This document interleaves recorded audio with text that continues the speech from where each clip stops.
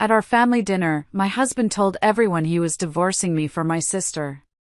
They'd been having an affair for years. I just nodded and said, "Please check your emails right now." The look on their faces when they realized. Hello everyone. Thank you for being here with me today. It's taken me a while to get to a place where I could even talk about this. For the longest time, the words were just stuck in my throat, a heavy lump of betrayal and pain. But I know some of you out there might be going through your own silent battles, and maybe, just maybe, my story can give you a little bit of strength. Before I begin my story, I'd love to know which city you're joining us from. Please feel free to share in the comments. My name is Lorraine. I'm a digital forensics specialist, which is a fancy way of saying my job is to find the truth hidden in computers and phones. I piece together digital lives, follow electronic footprints. I'm good at it because I'm methodical, I'm patient, and I see the patterns others miss. I never, in a million years, thought my greatest case would be my own marriage. It all came to a head on a crisp Sunday evening in October, at my father's 65th birthday dinner. The house was filled with that familiar, comforting chaos of a family gathering. The rich smell of my mother's pot roast hung in the air, mingling with the scent of the birthday cake I'd baked sitting on the counter. Laughter spilled from the living room where my cousins were watching the game, and the low murmur of conversation was a symphony I'd known my whole life. It was a perfect picture of family, of normalcy. A perfect lie. I remember watching my husband, Walter, from across the crowded dining table. He was a pediatric anesthesiologist, a good man, a compassionate man, or so I'd believed for 7 years. He was charming everyone, as he always did, telling a story about a surgery that had the whole table captivated. Then, he picked up his spoon and tapped it gently against his wine glass. A clear, ringing sound that cut through the noise. "I have an announcement to make," he said. The chatter died down instantly. I turned to him. I watched his face carefully, my professional habits kicking in even in a moment like this. I noted the slight tremor in his hand as he set the spoon down. I saw the way his eyes darted, just for a fraction of a second, toward my younger sister, Diane, before settling somewhere above everyone's heads, on the far wall. My heart didn't race. It beat a slow, steady, heavy rhythm in my chest, a drumbeat of knowledge I had been carrying alone for 6 agonizing months. Walter took a breath, his voice growing firmer, rehearsed. "Vivian and I are getting divorced." A collective gasp went around the table. My mother's hand flew to her chest. My Aunt Patricia whispered, "Oh, honey."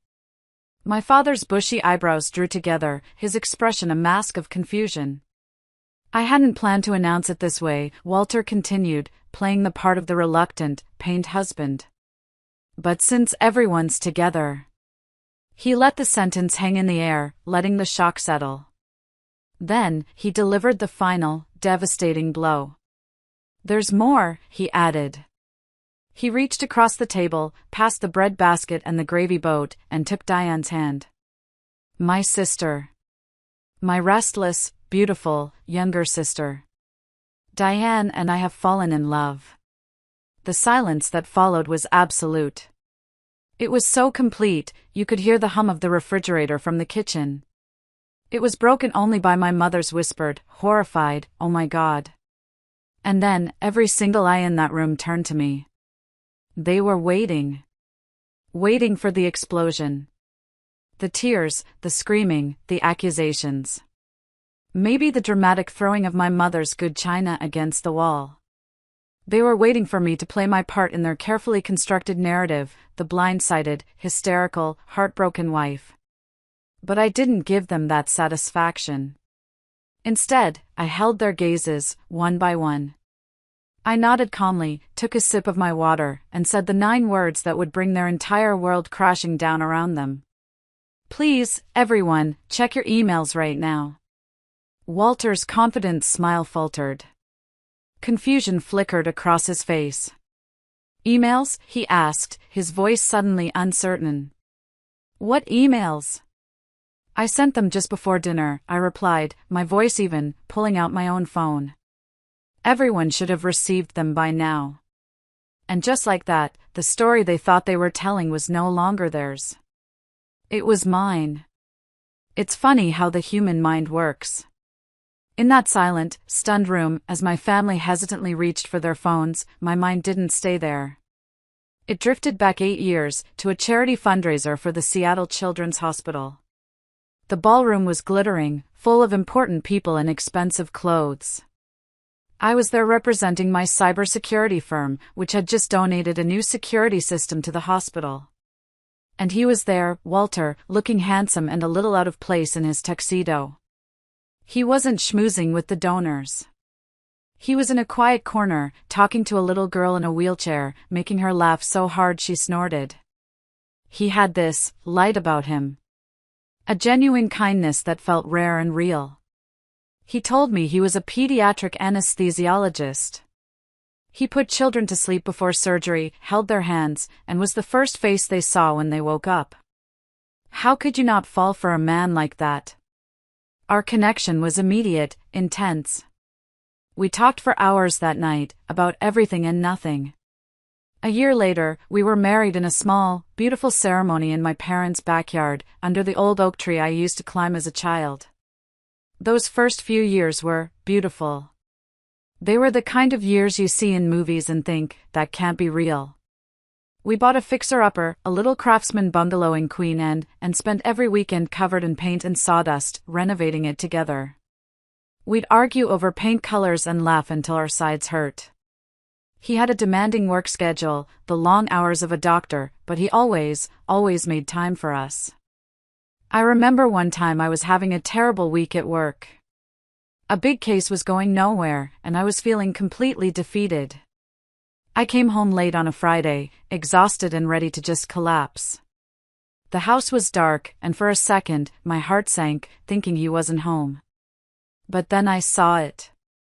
A trail of candles leading from the front door, through the living room, and out to the back porch. He had set up a blanket, pillows, and a telescope. He packed a picnic basket with my favorite wine and cheese. We spent the whole night under the stars, and he just held me and listened. He didn't try to fix my problems, he just shared the weight of them. He left little notes in my laptop bag. "Have a great day, I love you." He'd make these elaborate Sunday breakfasts, his terrible singing echoing through the house as he flipped pancakes. I had never felt more secure, more cherished, or more deeply loved in my entire life. That was the man I married. That was the life he and I built. And that was the memory I held onto, the foundation I thought was made of solid rock, but was really just built on sand. The first crack in that foundation appeared 3 years ago. It didn't look like a crack at the time. It looked like family. My sister, Diane, had always been the restless one. While I was busy building a career and a stable life, she was drifting. She dropped out of college twice, moved between cities, Portland, Denver, Austin, and changed career paths with dizzying frequency. She was always searching for something, but she never seemed to find it. So when she called me, crying, from a bus station in Denver after another failed attempt at finding herself, my heart went out to her. She was broke, alone, and defeated. "Just come home," I told her. "Come to Seattle. You can stay with us until you get back on your feet." I remember bringing it up with Walter that night. He was hesitant, and I should have paid more attention to that. He was sitting at the kitchen island, looking through some medical journals. "Are you sure, Lorraine?" he asked, not looking up. "Having someone else in the house, even your sister, it might change our dynamic." "She's my sister, Walt," I replied, a little defensively. "She's got nowhere else to go. Family helps family. It'll just be for a couple of months." He finally looked at me and gave me that warm smile that always melted my resolve. "Okay," he said. "Of course. Whatever you think is best." What was meant to be a 2-month stay stretched into 6. Diane quickly found a job working at a local art gallery, but she claimed she just couldn't afford Seattle's insane rental prices on her meager salary. "I'm saving up, Lori, I promise," she'd say. Just a little bit longer. And honestly, at first, I didn't mind. I'd always wanted to be closer to my sister. With our busy lives, we'd grown distant. Her presence seemed to fill a space in our home I hadn't even realized was empty. Her bubbly, chaotic energy was a contrast to my quiet, methodical nature. It felt lively. For a little while, it felt like we were a real, bustling family. I was so happy to have my sister back. I was so naive. I had welcomed the serpent right into my own home. Looking back is a special kind of torture, isn't it? You see everything so clearly. All the little signs, the red flags you dismissed as nothing, suddenly line up like soldiers in a row, pointing directly at the ugly truth. After Diane moved in, things started to change, but it was so slow, so insidious, that I didn't notice. Walter began working later shifts. An emergency surgery, a complicated case, a last-minute consultation. I was married to a doctor, long hours were part of the deal. I never questioned it. I'd just leave a plate of dinner for him in the oven and go to bed. Diane would run errands that took hours longer than they should have. A trip to the grocery store would turn into a 3-hour affair. "Oh, I ran into an old friend," she'd say brightly, her cheeks flushed. They developed inside jokes, little phrases and shared glances across the dinner table that I wasn't a part of. Sometimes, I'd walk into the living room and find them talking, only for them to fall silent the moment they saw me. The air would feel tense, charged, as if I had interrupted something private. When I'd ask what they were talking about, it was always the same vague answer, "Oh, nothing important." I remember one family barbecue in our backyard. My mom pulled me aside in the kitchen as I was getting more potato salad. She was looking out the window, a thoughtful frown on her face. "You know," she said quietly, "Walter and Diane seem to get along really well." I glanced outside. Walter was helping Diane set up the badminton net. He was laughing, his hand resting on her arm as he showed her how to hold the racket. "Why wouldn't they?" I replied, genuinely puzzled. "It's nice, right?" "Of course, it's nice," Mom shrugged. "Some men just don't get along with their in-laws." "You're lucky." Lucky. I thought I was lucky. My husband and my sister had become friends. Our house felt more alive. Even my best friend, Sharon, saw it. We were having lunch one day, and my phone buzzed. It was Diane, calling Walter's phone which he'd accidentally left in my car. It was the third time she'd called him that morning for some trivial reason. Sharon watched me answer, a skeptical look on her face. After I hung up, she stirred her iced tea and said, "Lorraine, be careful." "Careful of what?" I laughed. "I wouldn't let my sister get that comfortable with my husband," she said bluntly. I was almost offended. "Sharon, it's not like that. Diane's just needy. She looks up to him. Besides, it's Walter." The implication was clear. Walter would never betray me. He was too honest, too devoted, too good. I told myself not to be the paranoid, jealous wife. If he and Diane fell silent when I entered a room, it was a coincidence. If he quickly put his phone away when a text came in, it was just a work thing he didn't want to bore me with. Trust, after all, was the foundation of our marriage. I clung to that trust like a life raft, completely unaware that I was already drowning. The discovery came by accident. It wasn't a dramatic confrontation or a gut feeling. It was mundane. It was a Tuesday night, 6 months before that fateful family dinner.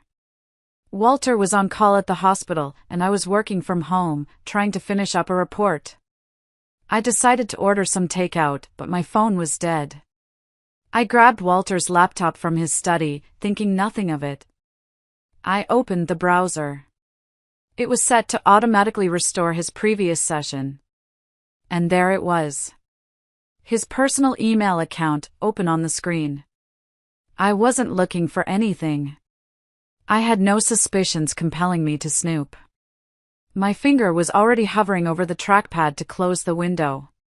But a subject line caught my eye. It was from Diane. The subject was simply, "Tonight." My blood went cold.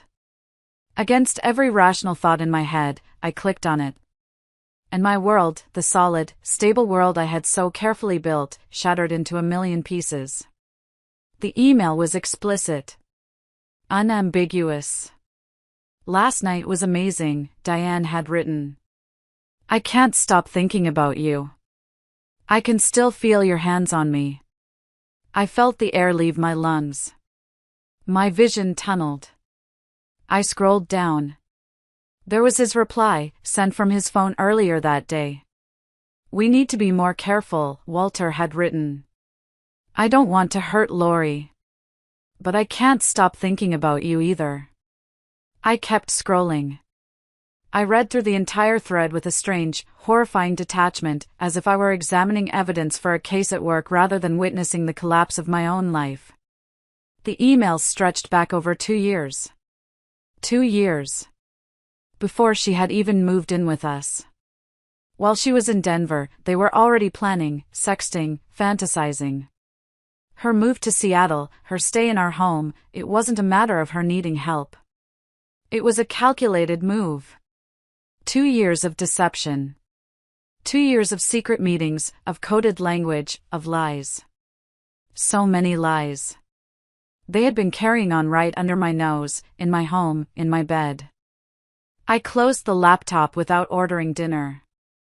I sat there in the dark, in his leather office chair, for what felt like hours. The silence of the house was deafening.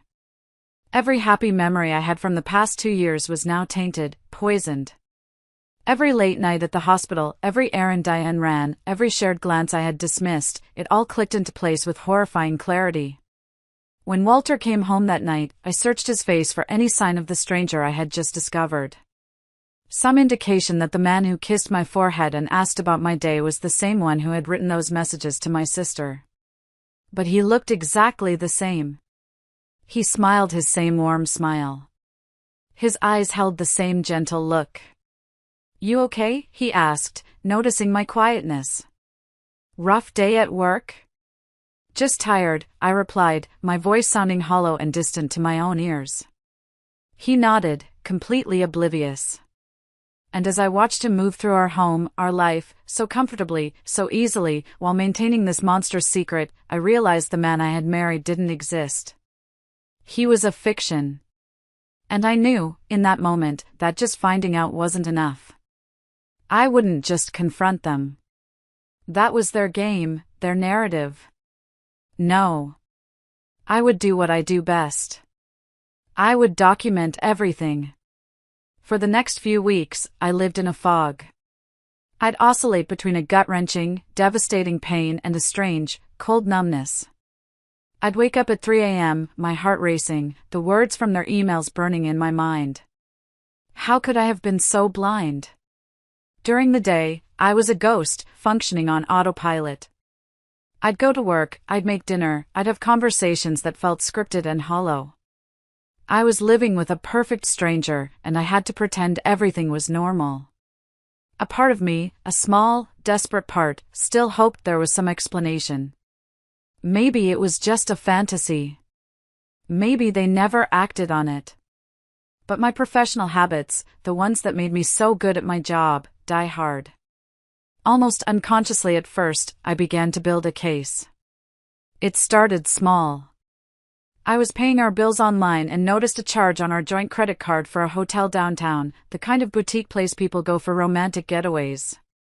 The charge was from a Wednesday afternoon when Walter had told me he was in back-to-back surgeries all day. I saved a screenshot of the receipt. That was Exhibit A. My investigation grew more methodical. I enabled location sharing on his phone, something we'd done years ago for safety and then forgotten about. When he claimed to be working late, a quick check would show his little blue dot at a restaurant in a different neighborhood, or worse, at an address I quickly learned was Diane's new apartment. She had finally moved out a few months prior, a move I now understood was just to make their affair easier. I logged every lie. I cross-referenced his work schedule with credit card statements. I noted accidental encounters between him and Diane that seemed far too frequent to be coincidence. The evidence mounted, irrefutable and heartbreaking. They weren't just having an affair, they were extraordinarily careless about it, as if they didn't expect me to ever notice, or perhaps didn't care if I did. The lowest point came about 2 months after I found the emails. He told me he was going on a weekend medical conference in Portland. I felt that familiar cold knot in my stomach. A quick search showed no such conference was happening. On Saturday morning, I found myself sitting in my car across the street from an upscale hotel downtown, the same one from the credit card receipt. I only had to wait for 20 minutes. I saw them pull up in his car. They were laughing. He got out, went around to her side, and opened her door for her. He placed his hand on the small of her back as they walked inside, an intimate gesture I knew so well. It was like watching a scene from a movie about someone else's life. I raised my phone, my hand steady, and took the photos. Click. Click. Click. I documented it all, adding them to my growing digital file, a secret folder on my computer labeled Case File 734. That night, Walter came home late, full of elaborate stories about the conference, the boring keynote speakers, the terrible hotel food. I just nodded, served him the reheated dinner I'd made, and listened to his fiction. "You look exhausted," I said, my eyes drawn to the faint smudge of lipstick on his collar. It was her shade. I knew it instantly. "It was intense," he agreed, reaching for my hand across the table. "But I'm home now." The tenderness of the gesture, the casual lie, the sheer audacity of it all, it nearly broke me. I gently withdrew my hand. "You should get some rest," I said. That night, as he slept soundly beside me, snoring softly, a monster in my bed, I made my decision. I wouldn't give them the satisfaction of my tears or my rage. Not yet. I would continue gathering evidence. I would build my case until it was airtight, ironclad, and undeniable. And when the time came, the revelation wouldn't be a private, messy confrontation they could lie their way out of. It would be public. It would be irrefutable. And it would be completely and utterly on my terms. After 3 months of living a double life, I decided to test the waters. I needed to see how he would react, how deep the deception really went. I approached it strategically, like I would a hostile witness in an investigation. I chose a moment when he was vulnerable, tired after a long shift, slightly mellowed by a glass of wine. We were sitting on the porch swing one evening, the air cool and crisp. It was a scene straight out of our happy years. For a moment, it almost felt real. "I think we should talk about Diane," I said casually, my voice even. I felt his body tense beside me, an infinitesimal shift, but I felt it. "What about her?" he asked, his tone guarded. "I've just noticed you two seem very close lately," I said, watching his face in the dim porch light. He laughed, but the sound was slightly forced, brittle. "She's your sister, Lori." "Of course, we're close." "She's family." "No, I mean, really close, Walter," I said, turning to look him straight in the eye. I held his gaze, pouring every ounce of my silent knowledge into that look. "Is there something you want to tell me?"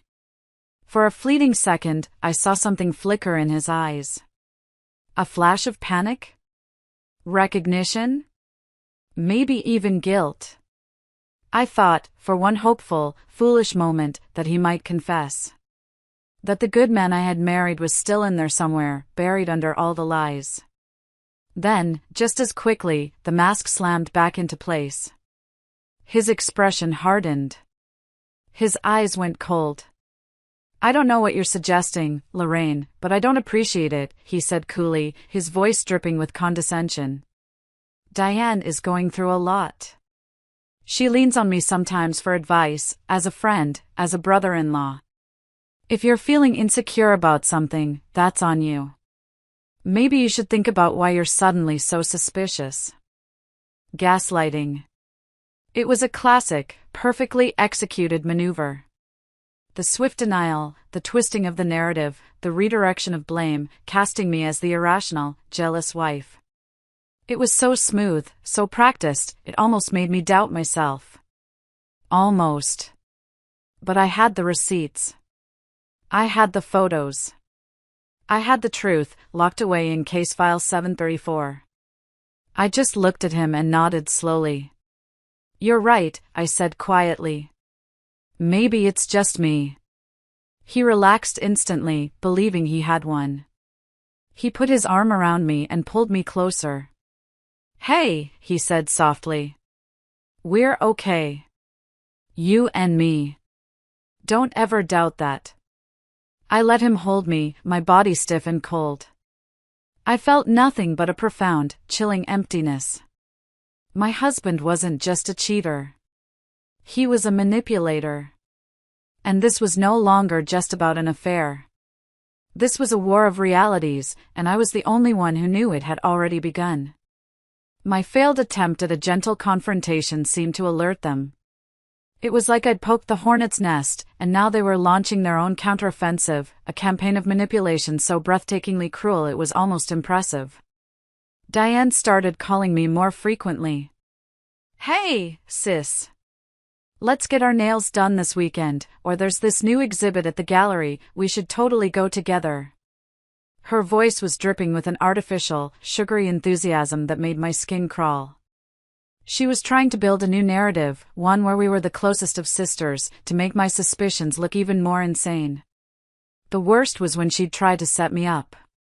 We were at a gallery event, and she pulled me over to meet one of the artists, a single man. "Lorraine works so hard," she said to him, with a sympathetic little pout. "Walter and I both think she needs to get out more, have more fun." The casual cruelty of it, trying to push other men on me while she was sleeping with my husband, was staggering. She wasn't just deceiving me, she was mocking me. Meanwhile, Walter doubled down on his own deceptions. They started using my own mother as a pawn in their game. I'll never forget the day my mom called me, her voice full of excitement. "Lori, honey, I have to tell you something, but you have to pretend to be surprised," she said. "What is it, Mom?" I asked, my stomach twisting. "Well, Diane was just over here, and she let it slip that she and Walter have been planning a huge surprise for your anniversary." My blood ran cold. Our anniversary was still 4 months away. "She's been so secretive about it," my mom continued, completely oblivious. "But she mentioned they've been working on it for months, meeting up to plan all the details." "Isn't that the sweetest thing? That your sister and your husband are so close they'd do that for you? Working on it for months. Meetings. Involving my own mother in their fiction. They weren't just having an affair anymore. They were systematically rewriting our family's reality, manipulating everyone around us, isolating me in a web of their lies. This wasn't a crime of passion. This was a conspiracy. That phone call crystallized something inside me. The last remnants of my grief and sadness burned away, leaving behind a cold, hard, clarifying anger. My goal was no longer just to expose them. My goal was to dismantle their entire reality, piece by piece, in front of everyone they had lied to. They wanted to control the narrative? Fine. I was about to give them a narrative they would never forget. I decided to force the issue. I was done with the subtle hints and the quiet observation. I needed to see just how far he would go. One evening, before Walter got home, I deliberately left a trail of breadcrumbs on the kitchen counter, breadcrumbs of his own betrayal. A printed copy of the hotel receipt. A few screenshots of their less explicit but still incriminating messages. I placed them next to his mail, where he couldn't possibly miss them. Then, I waited in the living room, my heart pounding, prepared for the inevitable, explosive confrontation that would finally bring everything into the open. Hours passed. I heard him come in, the jingle of his keys, the rustle of him going through the mail. Silence. A long, heavy silence. Finally, he walked into the living room. His expression wasn't angry or guilty. It was grave. Solemn. He looked like a man carrying a heavy burden. "We need to talk," he said, sitting in the armchair across from me. "Yes, we do," I agreed, a strange sense of relief washing over me. The charade was finally over. "I found something disturbing," he continued, his voice tight with what sounded like pain.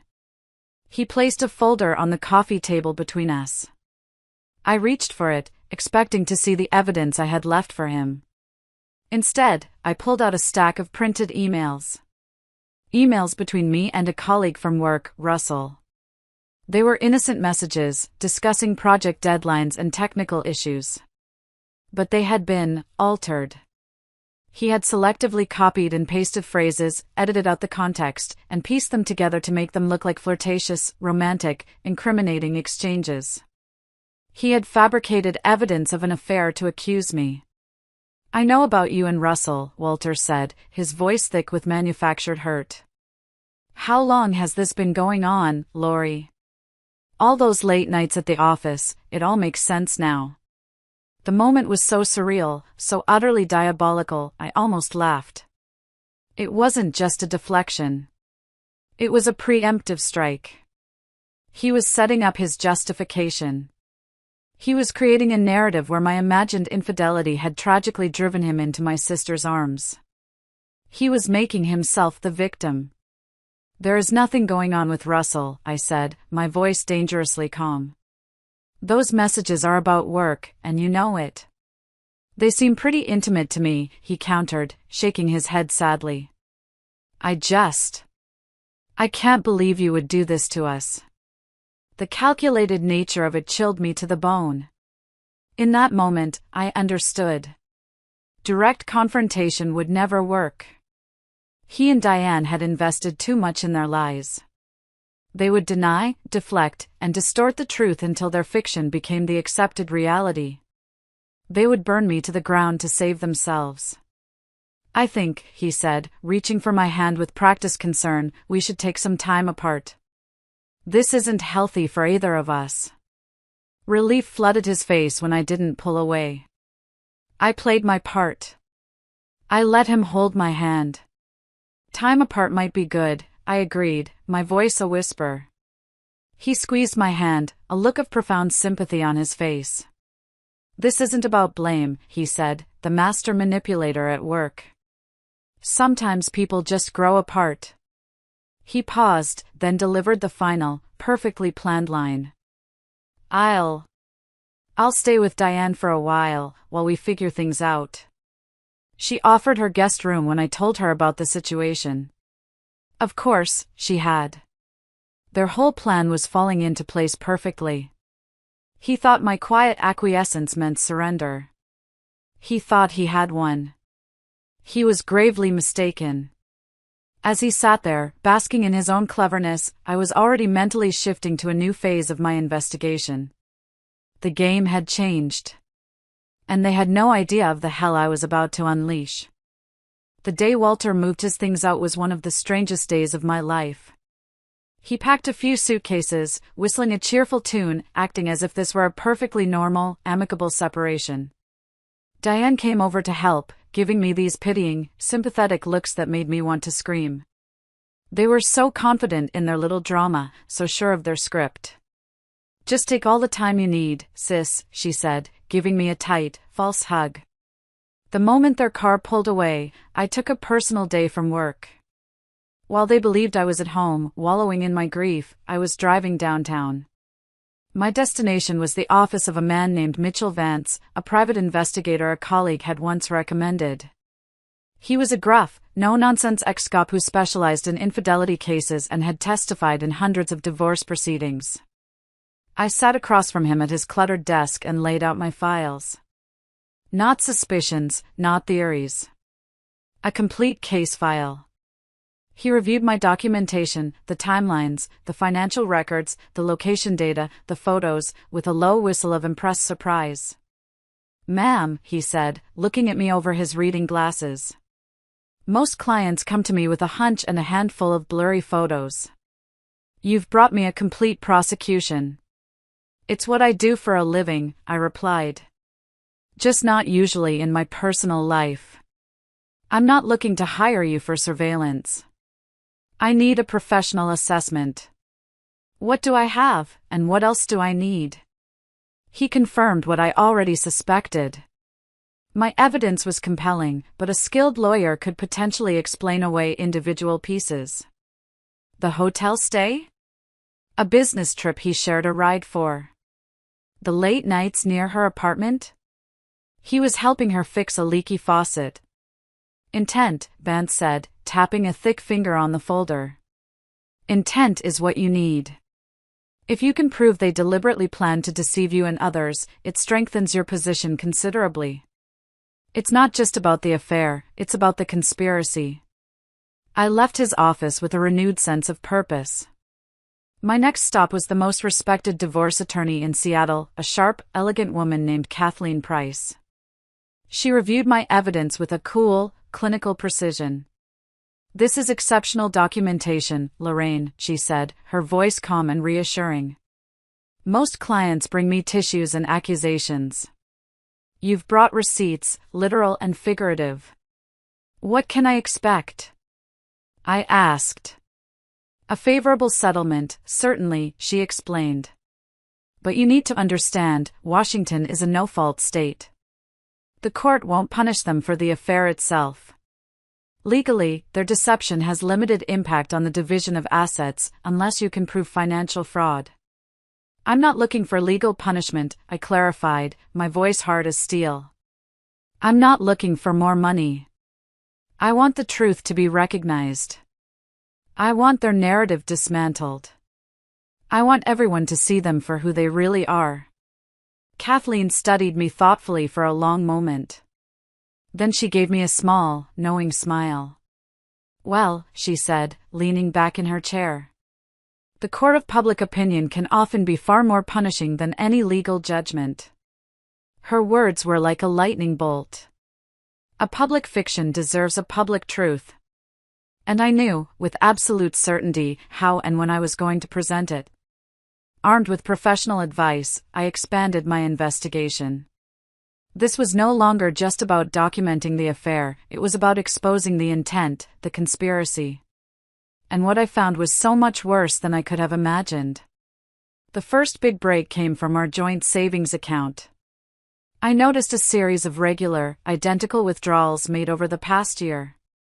They were disguised as cash withdrawals for household expenses. But when I dug deeper, I found they corresponded with deposits of the exact same amounts into a private account Walter had opened without my knowledge. He had been systematically draining our future to fund his new life. It was financial infidelity on top of everything else. This wasn't just a betrayal of my heart, it was a betrayal of our shared life, our partnership. The dream of retirement, of travel, of security, he was stealing it from me. But the most stunning, most soul-crushing discovery came from his cloud storage. Like many people, his phone automatically backed up everything: photos, notes, and text messages.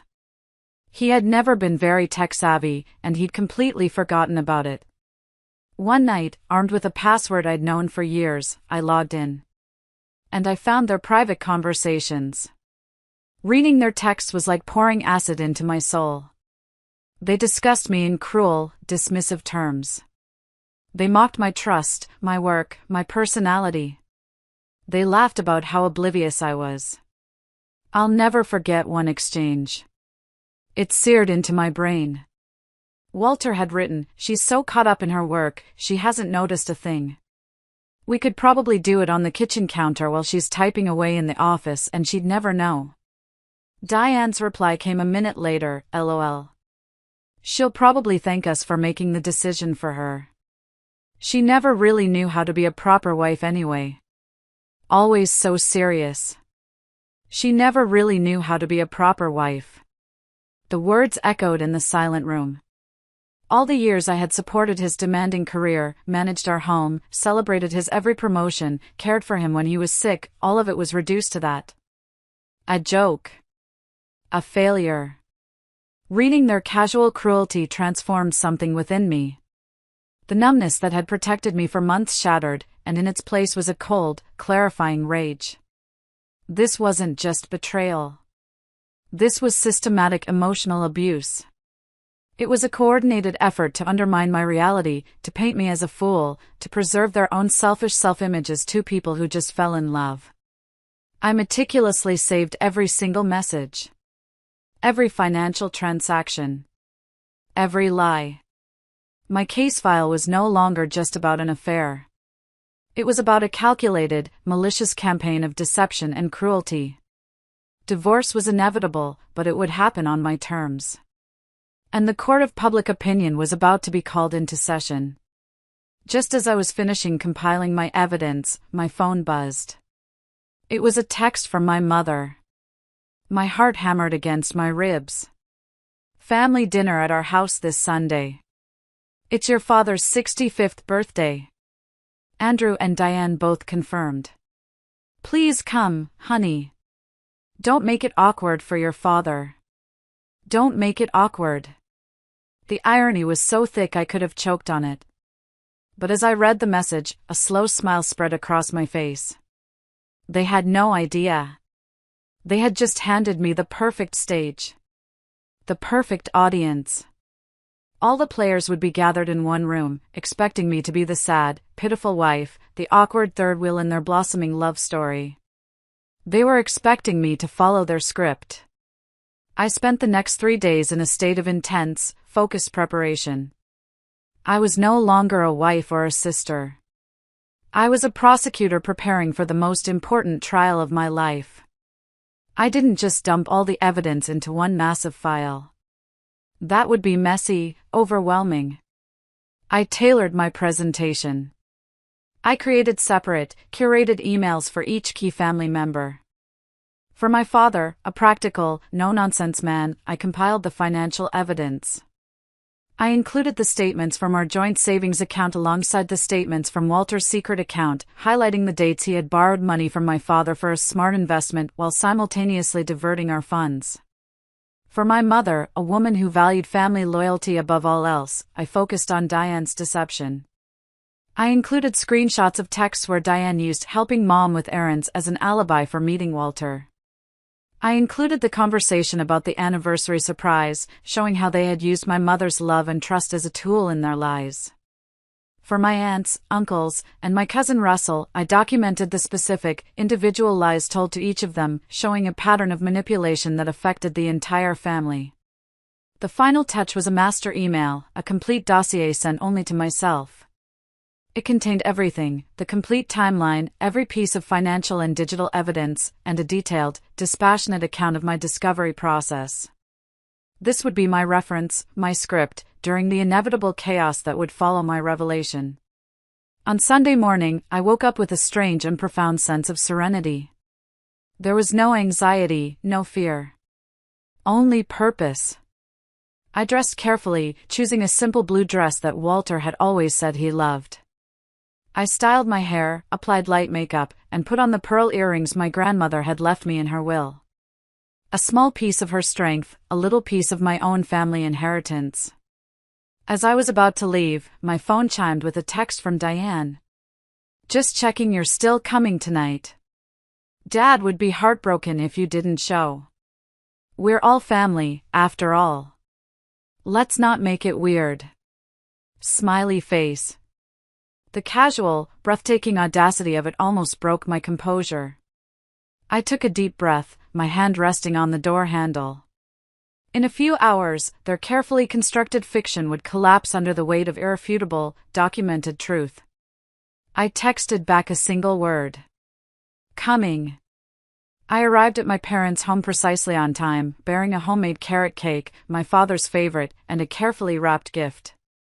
As I stepped inside, the familiar sounds and smells of the family gathering enveloped me. For a moment, it was like any other Sunday. But I knew it wasn't. It was the end of an era. Walter and Diane were already there, seated side by side on the sofa in the living room. It was the first time they had been so openly a couple in a family setting. They were testing the waters, gauging the reaction. They looked up as I came in, their faces a mixture of pity and apprehension. My mother greeted me with a tight, worried hug. "Oh, Lorraine, I'm so glad you came," she whispered. "This means so much to your father." Dinner proceeded with an excruciating, painful normalcy. We ate my mother's pot roast. We discussed safe topics, the weather, my cousin's new baby, my father's retirement plans. I participated mechanically, a ghost at the feast, watching Walter and Diane exchange small, secret smiles across the table. They were just waiting for their moment, the moment they had planned and rehearsed. As my mother began serving dessert, it came. Walter cleared his throat and tapped his spoon against his wine glass. The room fell silent. It was the exact gesture he'd used for every major announcement in our life together, our engagement, our first home, his last promotion. Moments that had once filled me with pride now felt like steps in a long, elaborate lie. He began his speech, the one I knew was coming. Words about difficult decisions, about unexpected love, about not being able to control who your heart chooses. As he spoke, I felt a buzz from my phone in my purse. I glanced down discreetly. It was an alert from my email scheduling system. Delivery failed. Server error. A jolt of pure panic shot through me. I quickly checked the status. The carefully timed emails, the foundation of my entire plan, had not been sent. A temporary server outage. Estimated recovery time, unknown. My blood ran cold. My entire plan hinged on those emails. Without them, I was exactly what they expected me to be, the blindsided, pitiful wife, with no proof, no power, just a crazy story they could easily dismiss. Walter was reaching the climax of his speech, his hand now openly holding Diane's across the table. My family watched them, their expressions ranging from shock to discomfort to pity for me. I had seconds to decide. Walk out in defeat?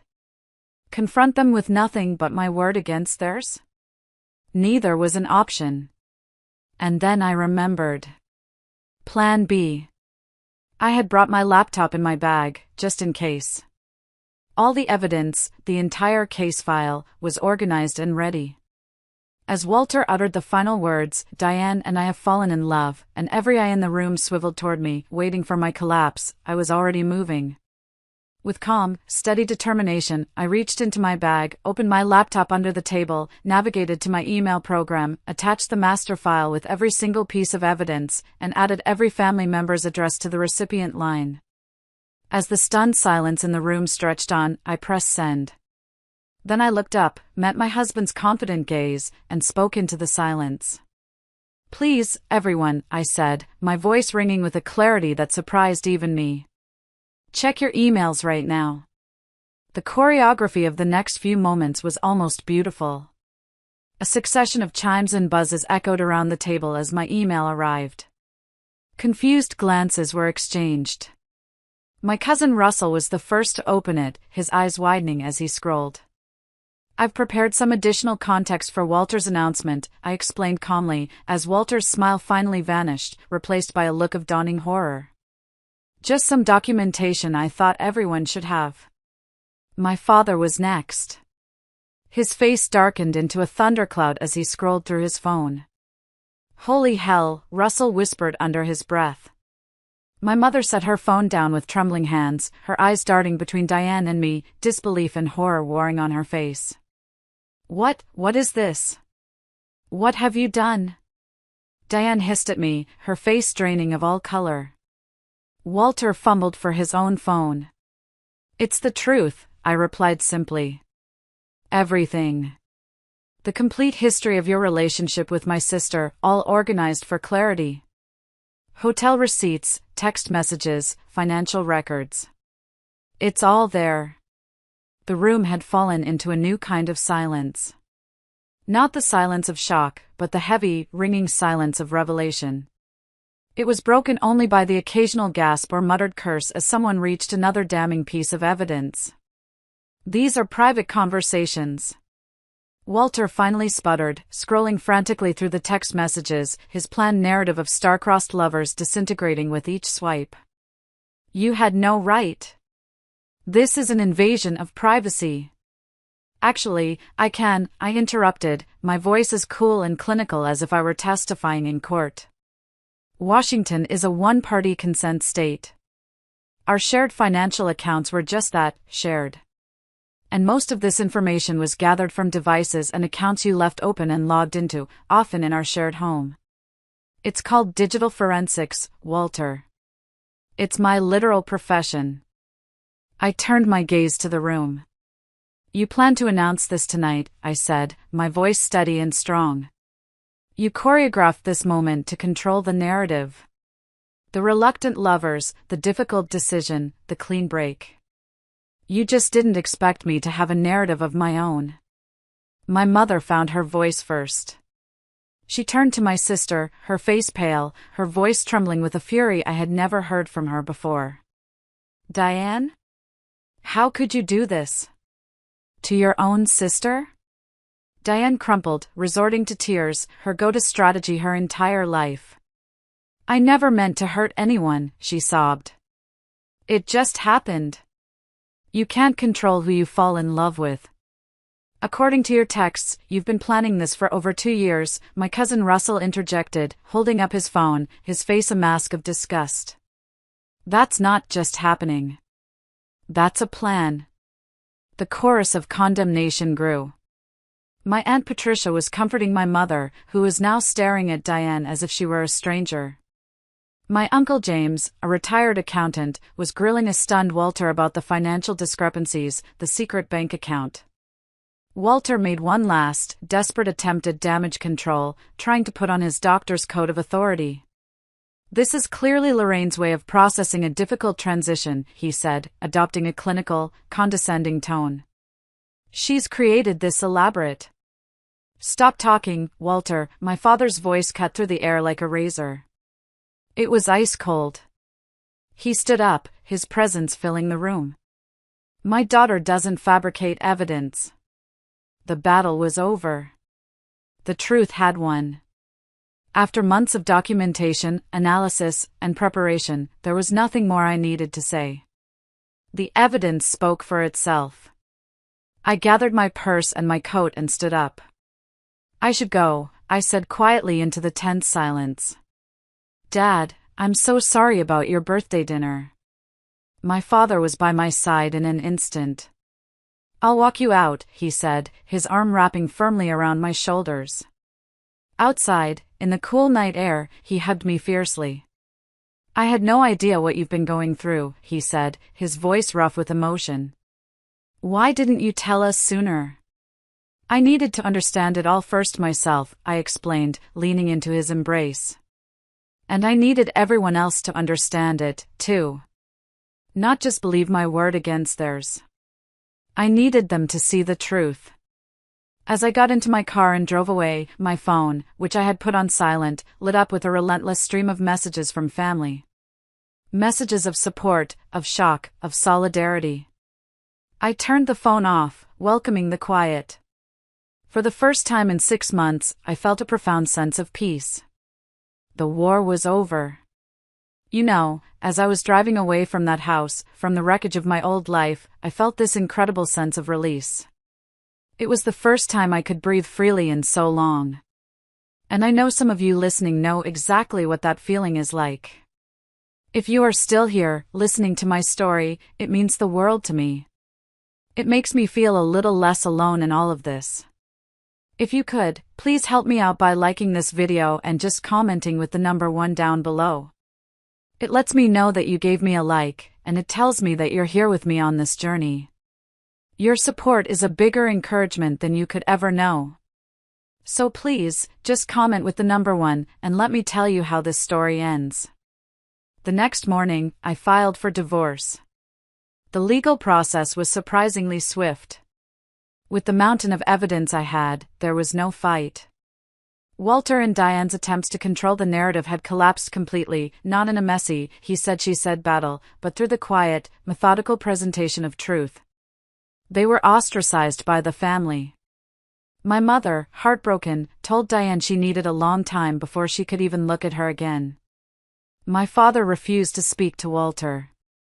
Their grand love story had become a cautionary tale of deceit. 3 months later, as I sat in my lawyer Kathleen's office signing the final divorce papers, she asked if I felt satisfied with the outcome. "I don't feel satisfaction," I replied honestly, looking down at my signature on the page that officially ended my marriage. "I just feel clarity." I had built a career uncovering the digital evidence of human behavior. I never imagined my greatest case would be documenting the unraveling of my own life. But in the end, the tools of my trade were the tools of my salvation. Methodical documentation had accomplished what emotional confrontation never could. It had replaced deception with irrefutable truth. That evening, I packed the last of my belongings from the house we had built together. The craftsman bungalow that had once been my dream home now felt like a mausoleum of dead memories. I didn't feel sad. I just felt done. I moved into a new apartment, a small, bright space overlooking Puget Sound. As the sun set over the water, casting a golden glow across my empty living room, I sat on the floor with my laptop. I opened case file 734 one last time, looked at the folders filled with pain and betrayal, and I dragged the entire file into the trash bin. Then, I emptied the trash. It was the final step in a process that had consumed nearly a year of my life. Tomorrow would be the first page of a new chapter, one written entirely in my own hand, on my own terms. And as I watched the boats glide across the water, I knew, with a certainty that filled my entire being, that I was going to be okay. Thank you. Thank you for listening to my whole story. It wasn't easy to tell, but sharing it helps. If you've been through something similar, or if any part of this resonated with you, please feel free to share your thoughts in the comments. You are not alone. And remember, no matter how dark things get, you always have the strength to find your own truth. Take care of yourselves, and I'll see you next time.